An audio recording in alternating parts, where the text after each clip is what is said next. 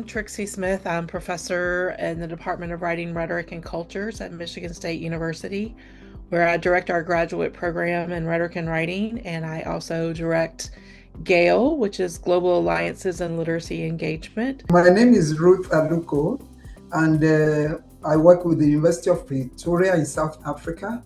I'm a researcher with the Unit for Distance Education. I've been an educationist all my life, so I lecture. I have lectures here and there, and I supervise students. Currently, I'm working with a postdoc with a research, a research project that we're busy with, and that's who I am. Part of the goal with COIL project is to have courses that have at least some overlapping modules. So I was teaching a graduate seminar in methods of research in writing studies. I was working completely with a set of teachers who are teaching first year writing and have the goal of teaching other writing courses down the road, but also thinking about how philosophy and theory inform not only their teaching, but also their research. So most students that we have, they are already in service, they are teaching. So they are teachers, and it has to do with research philosophy, identifying different research philosophies and how they affect education in particular. At the same time, we were interested in students developing their own research philosophy from what they have learned. It wasn't just about learning about research and the elements that are there. They should be able to apply what they have learned, apart from applying it to research, to their practice, even as the classroom teachers or subject teachers. And because we were looking at philosophy and theory, one of the things that Ruth was going to be doing with her students was looking at the African philosophy of Ubuntu and the ideas of Afrocentricity.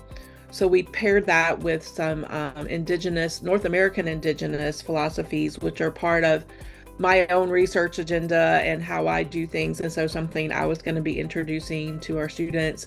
So we were able to look at these two indigenous philosophies and have students think about how they were similar, how they were different, and then how those mindsets and philosophies could affect their research design and their teaching.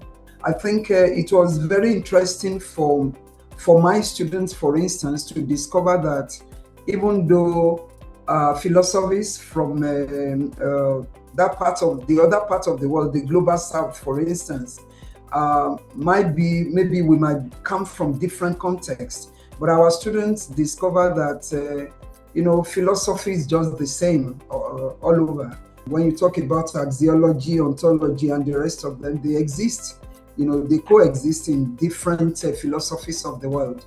So it might just be a question of how we apply it and things like that. The essence of COIL is for students to be able to work together, collaborate together, and I think that had huge impact on my students because they were able to work with other students. My students did mention learning more about how schooling is set up in South Africa, and that was of interest to them, particularly as some of my students think about perhaps teaching abroad and those types of things in the future. You have to pay attention to not only your own research questions, but what populations you're working with, where they're coming from, as well as where you're coming from, and how those things can work together. And one of the things we had them do, as Ruth mentioned, they were all writing their own research philosophies or teaching philosophies, and we had them exchange those and do peer review and get feedback from each other.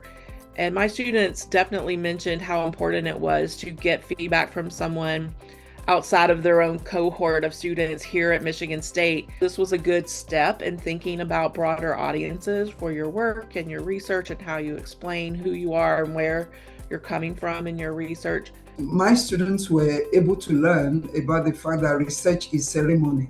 There was a book that Trixie brought in. We took some chapters from there, and the students were actually struck by the fact that research is ceremony. Apart from that, there's the need to respect people's culture, which has to do with understanding them.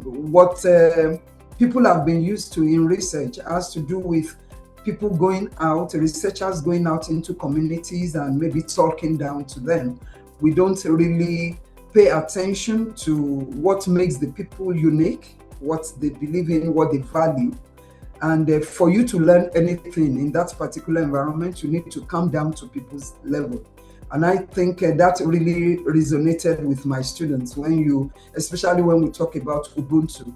The ability to kind of share resources with each other and with our students, but then to have them have those conversations really enriched the reading and help them think about the application and made them want to know more. One of my students who's here studying at Michigan State is from South Africa, and she talked about how, while of course she knew Ubuntu as a theory and a practice and a way of life, she hadn't thought about it in the context of her teaching or her research. And having that opportunity to think about what she knows from home and how to apply it into her work was really eye-opening for her and foundational for how she's kind of moving forward in her research now. It was my first experience actually with COIL, and I think it has great potential. I see COIL as a vehicle, for actually promoting global learning. COIL stands on its own. It's different from other forms of collaboration. It was a worthwhile experience for us. It was a worthwhile experience for our students.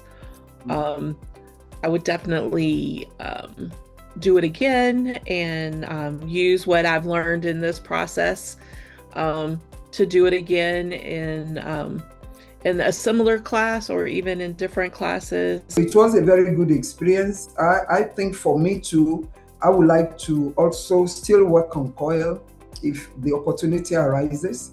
We have learned a few lessons that will help us to better plan things and find a way to involve more students, because it will be beneficial to them. They will learn more.